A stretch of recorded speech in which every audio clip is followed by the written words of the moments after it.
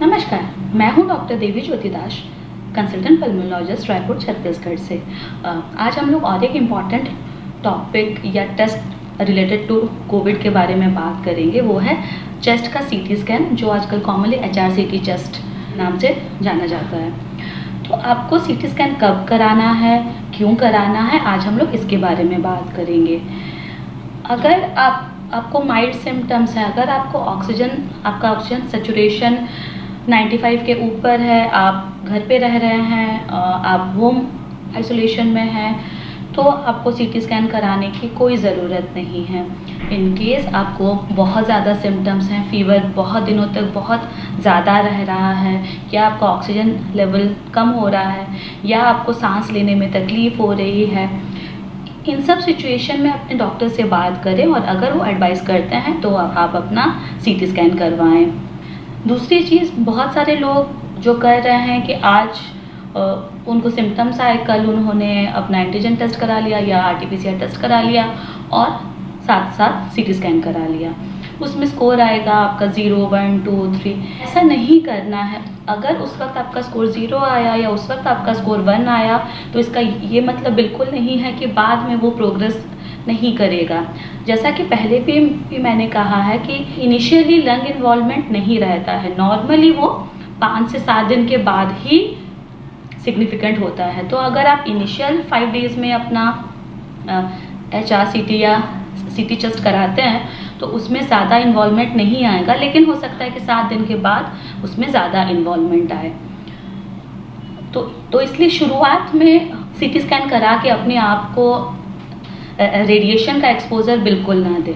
हाँ, अगर आपको कोविड जैसे सिम्टम्स हैं और किसी वजह से RT-PCR टेस्ट और एंटीजन टेस्ट आपके नेगेटिव आ रहे हैं, मे बी एकदम इनिशियल स्टेज है कि आपके अंदर वायरस का इतना लोड है ही नहीं कि वो उन माइक्रोबायोलॉजिकल टेस्ट में पकड़ में आ रहा है, या 8 फेज में, जैसे आपको 10 दिन 12 दिन हो गए सिम्टम्स को और आपके अंदर का वायरल लोड कम हो गया और इसलिए नहीं आ रहा है, लेकिन आपको सिम्टम्स हैं। उन केसेस में बहुत बार HRCT से हम लोगों को पकड़ में आता है कि हाँ, ये या तो कोविड है या इनको पहले कोविड हुआ था, इस तरह से। लेकिन सिर्फ और सिर्फ HRCT के बेसिस पे अपना डायग्नोसिस ना करें।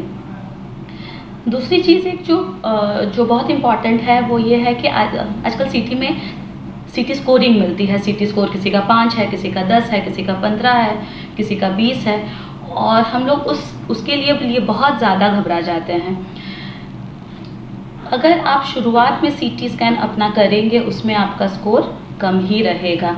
आप जितना लेट फेज ऑफ इलनेस में अपना CT स्कैन कराएंगे उतना आपका स्कोर बढ़ता जाएगा। सपोज आपने 5th डे कराया, CT का स्कोर आया 5, उसके बाद आप 10th डे करेंगे तो वो आ सकता है 10 या 11, उसके बाद आप 17th डे कराएंगे, वो आ सकता है 15।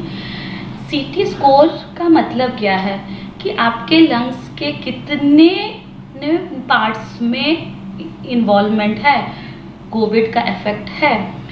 लेकिन ये भी बहुत ज़रूरी है कि कैसा इफेक्ट है। किसी को बहुत ज़्यादा निमोनिया है, बहुत डेंस निमोनिया है, तो ऐसा हो सकता है कि उसका CT स्कोर कम हो लेकिन उसकी हालत ज़्यादा ख़राब हो, तो या ऑक्सीजन लेवल बहुत कम है, तो उनमें ट्रीटमेंट अपग्रेडेशन की और हॉस्पिटलाइजेशन की ज़रूरत है। किसी में हम लोग बहुत बार ऐसा भी देखते हैं कि CT स्कोर 15 है, 16 है, 17 है, लेकिन पेशेंट एकदम ठीक है।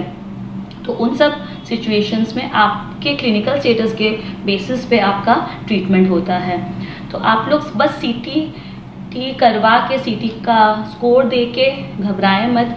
CT से भी बहुत ज़्यादा रेडिएशन होता है, तो इसलिए जब ज़रूरत है तभी कराएं, और एकदम शुरुआत में अगर ज़रूरत नहीं है तो प्लीज़ मत कराएं। बहुत सारे लोग हमारे पास ऐसे आ रहे हैं कि 1st डे कराया, फिर 7th डे कराया, फिर 17th डे कराया।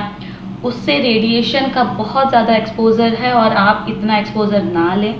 अपने हिसाब से अपनी मनमानी ना करें। जब ज़रूरत हो, अगर आपको सिम्टम्स बहुत ज़्यादा है, अगर आपका ऑक्सीजन लेवल लो हो रहा है, अगर आपको बहुत प्रोलॉन्ग फीवर आ रहा है, उन सब सिचुएशंस में ही अपने डॉक्टर से सलाह करके CT स्कैन कराएं।